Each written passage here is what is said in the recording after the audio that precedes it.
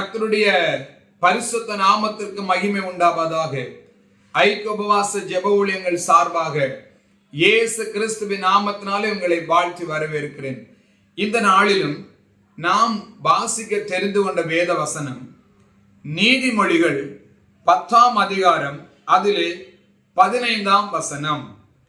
ஐஸ்வர்யவானுடைய பொருள் அவனுக்கு அரணான பட்டணம், ஏழைகளின் வறுமையோ அவர்களை கலங்க பண்ணும். இந்த வார்த்தை மிக தெளிவாய் சொல்லப்படுகிறது. ஏழைகளின் வறுமையோ அவர்களை கலங்க பண்ணும். உண்மையிலே வறுமை மிகப்பெரிய கொடுமையானது. வறுமை நம்முடைய வாழ்க்கையில மிகப்பெரிய சேதாரங்களையும் உண்டாக்கிவிடும். அதனாலதான் இந்த வேத வார்த்தை மிக தெளிவாய் சொல்லுகிறது, ஏழைகளின் வறுமையோ அவர்களை கலங்க பண்ணும். அப்படி என்றால் இந்த வறுமையிலிருந்து, இந்த நிலையிலிருந்து நம்மை யார் விடுவிக்க கூடும்? யார் நம்மை நம் இந்த நிலைமையை மாற்ற முடியும்? ஆனால் இங்கு இப்படிப்பட்ட சூழ்நிலையில் இருந்த ஒரு குடும்பத்தை ஆண்டவர் எப்படி அந்த வறுமையின் கோர பிடியிலிருந்து அவர்களை விடுவித்தார் என்பதை குறித்து நாம் இங்கு தியானிக்கலாம். 1 ராஜாக்கள் 18ஆம் அதிகாரம் அதிலே ஒரு சம்பவத்தை நாம் இங்கு பார்க்கலாம். 1 ராஜாக்கள் 17ஆம் அதிகாரம் 8ஆம் வசனம். அப்பொழுது கர்த்தருடைய வார்த்தை அவனுக்கு உண்டாயிற்று. அவர், நீ எழுந்து சீதோனுக்கு அடுத்த சாரிபாத் ஊருக்கு போய் அங்கே தங்கியிரு. உன்னை பராமரிக்கும்படி அங்கே இருக்கிற ஒரு விதவைக்கு கட்டளையிட்டேன் என்றார். அப்படியே அவன் எழுந்து சாரிபாத்துக்கு போனான். அந்த பட்டணத்தின் ஒலிமுக வாசலுக்கு அவன் வந்தபோது அங்கே ஒரு விதவை விறகு பொறுக்கி கொண்டிருந்தாள். அவன் அவளை பார்த்து கூப்பிட்டு, நான் குடிக்கிறதற்கு கொஞ்சம் தண்ணீர் ஒரு பாத்திரத்தில் எனக்கு கொண்டு வா என்றான். கொண்டு வர அவள் போகிற போது அவன் அவளை நோக்கி கூப்பிட்டு, கொஞ்சம் அப்பவும் உன் கையிலே எனக்கு கொண்டு வா என்றான். அதற்கு அவள், பானையில் ஒரு பிடி மாவும் கலயத்தில் கொஞ்சம் எண்ணெயுமே அல்லாமல் என்னிடத்தில் ஒரு அடையும் இல்லை என்று உம்முடைய தேவனாகிய கர்த்தருடைய ஜீவனை கொண்டு சொல்லுகிறேன். இதோ நானும் என் குமாரனும் சாப்பிட்டு செத்து போக அதை எனக்கும் அவனுக்கும் ஆயத்தப்படுத்துவதற்கு 2 விறகு பொறுக்குகிறேன் என்றாள். இங்கு எலியா என்ற ஒரு மிகப்பெரிய தேவ மனிதன், அந்த தேசத்தில் பயங்கரமான பஞ்சம், தேசமெங்க பஞ்சத்தின் கொடிய பிடியில் சிக்கி இருக்கும் போது தேவனுடைய மனுஷனை பார்த்து கர்த்தர், நீ என்ன பண்ணு, சாரிபாத் என்ற அந்த ஊருக்குள்ள போய் அங்கே அந்த விதவியின் வீட்டிற்கு போய் என்று ஆண்டவர் கட்டளையிடுகிறார். அதன்படியே அந்த தேவ மனிதனை எலியா அந்த ஏழை விதவியின் வீட்டை நோக்கி வந்து கொண்டிருக்கிறார். வந்து அவன் அந்த விதவை பார்த்து கேட்கிற காரியம், எனக்கு குடிக்க கொஞ்சம் தண்ணி தான், நீ தண்ணி மட்டுமில்ல எனக்கு ஒரு அடையையும் சுட்டு கொண்டு வா என்று அந்த தேவ மனிதன் அந்த விதவை சகோதரியுடன் கேட்கிறதை பார்க்க முடிகிறது. அந்த 12ஆம் வசனம், அதற்கு அவள், பானையில் ஒரு பிடி மாவும் கலயத்தில் கொஞ்சம் எண்ணெயுமே அல்லாமல் என்னிடத்தில் ஒரு அடையும் இல்லை என்று உம்முடைய தேவனாகிய கர்த்தருடைய ஜீவனை கொண்டு சொல்லுகிறேன். இதோ நானும் என் குமாரனும் சாப்பிட்டு செத்து போக அதை எனக்கும் அவனுக்கும் ஆயத்தப்படுத்துவதற்கு 2 விறகுகளை பொறுக்கிறேன் என்றாள். பாருங்கள், அவள் அந்த தேவ மனிதனை பார்த்து சொல்லுகிற காரியம், நாங்கள் இந்த அடையை சுட்டு சாப்பிட்டு விட்டு நானும் என் மகனும் சாக போகிறேன் என்பதை அந்த தேவ மனிதனிடத்தில் அவள் சொல்லுகிறார். அது மட்டுமில்ல, அவள் 2 விறகுகளை தான் பொறுக்கிறாள். காரணம் என்ன தெரியுமா? இனி விறகு அங்கு தேவைப்படாது.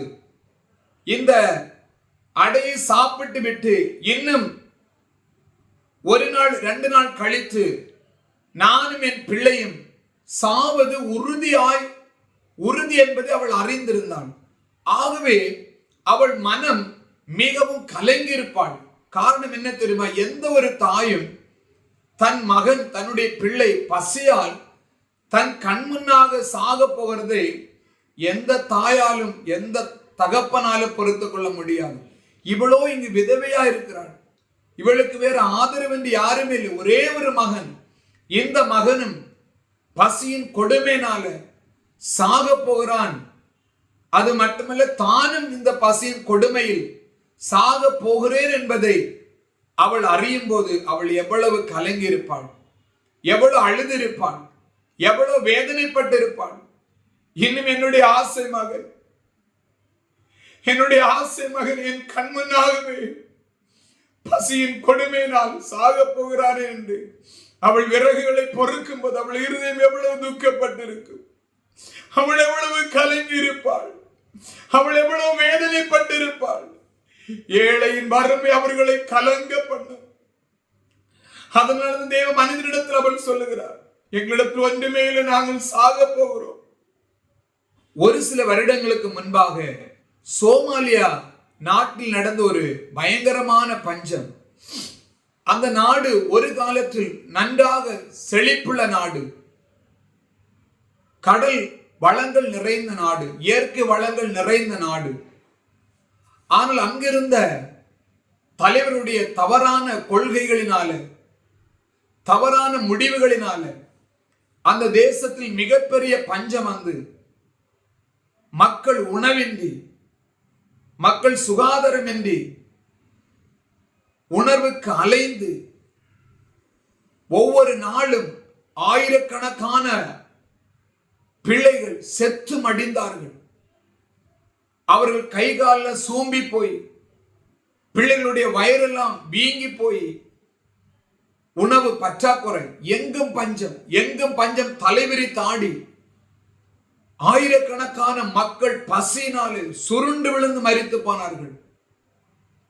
அவர்களை உதவி செய்வதற்கு ஒரு சில நாடுகள் முன் வந்தாலும் அவர்களால் அது செய்யவில்லை. ஏழைகளின் வறுமை அவர்களை கலங்க பண்ணும். இப்படிதான் இந்த விதவையை கலங்க பண்ணி கொண்டிருந்தது. அப்பொழுது தேவனுடைய மனிதன் 13 வசனத்தை வாசிக்கும் போது, அப்பொழுது எலியா அவளை பார்த்து, பயப்படாது, நீ போய் உன் வார்த்தையின்படியே ஆயத்தப்படுத்த, ஆனாலும் முதலில் அதிலே எனக்கு ஒரு சிறிய அடையை பண்ணி என்னிடத்தில் கொண்டு வா, பின்பு உனக்கு முன் குமாரனுக்கு பண்ணலாம். 14 வசனம், கர்த்தர் தேசத்து மேல் மழையை கட்டளையிடும் நாள் மட்டும் பானையில் மா செலவழிந்து போவதும் இல்லை, கலசத்தில் எண்ணெய் குறைந்து போவதும் இல்லை என்று இஸ்ரவேலின் தேவனாகிய கர்த்தர் சொல்லுகிறார் என்றான். பாருங்கள், தேவ மனிதன் அந்த ஏழை விதவை பார்த்து, நீ எனக்கு ஒரு அடையை சுட்டு கொண்டு வா, இந்த தேசத்திலே பஞ்சம் தீர் வரைக்கும் உன்னுடைய வீட்டில் மாவும் எண்ணெயும் குறைந்து போவதில்லை, நீயும் உன் மகனும் சாவதில்லை, நீங்கள் பிழைப்பீர்கள். உங்களை போஷிக்கும்படியாக தான் தேவனாகிய கர்த்தர் என்னை இங்கு அனுப்பியிருக்கிறார் என்பதை எலியா அறிந்து அவர்களை பார்த்து சொல்றார், பஞ்சகாலம் மட்டும் உங்களை வீடுகளில் எண்ணெயும் மாவு குறைந்து போவதில்லை. அதற்கு பிறகு 15 வசனம், அவள் போய் எலியாவின் சொற்படி செய்தாள், அவளும் இவனும் அவள் வீட்டாரும் அநேக நாள் சாப்பிட்டார்கள். பாருங்க, அதற்கு பிறகு அவள் மட்டும் சாப்பிடவில்லை, அவள் சாப்பிட்டாள், அவளுடைய மகன் சாப்பிட்டாள், தேவமனிதர் எலியா சாப்பிட்டார். அதற்கு பிறகு அவளுடைய உறவினர்களுக்கும் அவள் என்ன பண்றா, உணவு கொடுக்கிறாள். எனக்கு அன்பான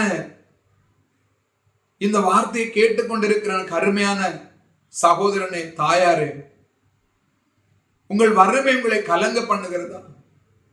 சாரி பார்த்து விதவை போலதான் நானும் இருக்கிறேன். என் வறுமை என்னை கலங்க பண்ணுகிறது. நானும் செத்து போகலாம் நினைக்கிறேன். எனக்கு உதவி செய்வதற்கு யாருமே இல்லை. நான் கலங்கி போகிறேன் என்று நீ நினைத்துக் கொண்டிருக்கிறாயா? இல்லை எனக்கு அருமையானவர்களே, சாரி பார்த்து விதவையை போஷித்து அந்த மரணத்தின் பிடியிலிருந்து காப்பாற்றின தேவன் உங்களையும் இந்த வறுமையிலிருந்து வெளியே கொண்டு வருவார். கலங்காதீங்க. ஐயோ, எனக்கு உதவி செய்ய யாரும் இல்லை, வறுமையின் கோர பிடியிலே நான் செத்து போய் விடுவேன், வறுமை என்னை வாட்டுவதனால் எனக்கு உதவி செய்ய யாருமே இல்லை, நான் ஒரு விதவையா இருக்கிறேனே, என்னை நினைப்பதற்கு என்னை போஷிப்பதற்கு யார் இருக்கிறாங்க, ஐயோ என் மேலே போய்விட்டது, என் குடும்பத்தை எப்படி நடத்த போறேன், என் பிள்ளைகளுக்கு நான் என்ன செய்ய போறேன் என்று கலங்கி இருக்கிற அன்பு சகோதரனே, சாரிபாத் விதையை மட்டும் நேசிக்கிற தேவன் அல்ல, உன் வறுமை அவர் அறிந்திருக்கிறார், உன்னுடைய ஏழ்மை நிலையை கர்த்தர் அறிந்திருக்கிறார், உன்னுடைய கலங்கின கண்களையும் நொறுங்கி போன இருதயத்தை ஆண்டு அறிந்திருக்கிறார். கலங்கி போகாது. வறுமை உங்களை வாட்டி வதைக்கும், ஏழையின் வறுமை அவர்களை கலங்க பண்ணும். ஆனால் கர்த்தர் சொல்ல, இல்ல, நான் உன்னை ஆசீர்வதிக்கிறேன், உன் வறுமை நிலையிலிருந்து நான் உன்னை விடுதலையாக்குறேன் என்று கர்த்தர் சொல்லுகிறார். ஆகவே சாரிபாத் விதவையும் அவன் மகனும் சாக வேண்டிய சூழ்நிலையில் கர்த்தர் அவர்களை பிழைக்க பண்ணினார். அதற்கு பிறகு அவர்கள் உறவினர்களை எல்லாருமே ஆண்டவர் பிழைக்க பண்ணினார். இந்த சாரிபாத் விதவையின் மூலமாய் எனக்கு அன்பானவர்களே, உங்களையும் ஆண்டவர் பிழைப்பட்டுவார். உங்களே ஆண்டவர் இப்படிப்பட்ட சூழ்நிலை கர்த்தர் வெளியே கொண்டு வருவார். கலங்காதீங்க. கண்ணீரை கர்த்தர் துடைப்பார். இயேசுங்கள் கண்ணீரை துடைப்பார். அழாதீங்க, அழாதம்மா. சாரிபாத் விதையை போல அழாதீங்க. கர்த்தர் உங்கள் கண்ணீரை துடைப்பார். இயேசு உங்கள் வாழ்க்கை மாற்றுவார். நாம் ஜெபிக்கலாமா? ஹல்லேலூயா, ஸ்தோத்திரம் ஆண்டவரே. ஏழைகளின் வறுமை அவர்களை கலங்க பண்ணும். ஏழைகளின் வறுமை அவர்களை கலங்க பண்ணும். சாரிபாத் விதவையும் தன் மகனும் ஒரே ஒரு அடையை சுட்டு நாம் எப்படி மரித்து போகிறோம் என்பதை அறிந்து எவ்வளவு கலங்கி போயிருப்பாள்.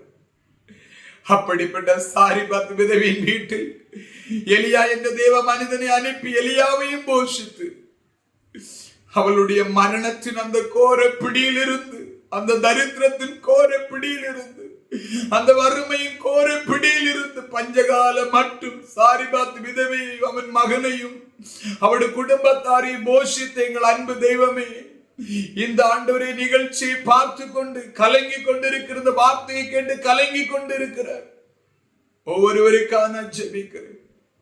வறுமை அவர்களை கலங்க பண்ணி கொண்டிருக்கிறது, ஏழ்மையிலே அவர்களை கலங்க பண்ணி கொண்டிருக்கிறது, கடன் பாரம் அவர்களை கலங்க பண்ணி கொண்டிருக்கிறது. ஐயோ, நான் மரித்து விட்டால் நலமா இருக்கும், ஐயோ நான் செத்து விட்டால் நலமா இருக்கும் என்று கலங்கி வறுமையின் கோரைப்பிடியில் கலங்கி நிற்கிறேன் ஒவ்வொருவருக்காக நான் ஜெபிக்கிறேன். நானோ ஒரு விதவை, நானும் ஒரு விதவை தான், நானும் ஒரு விதவை தான் என்று கலங்கி அழுது கொண்டிருக்கிறதுக்காக ஜெபிக்கிறேன்.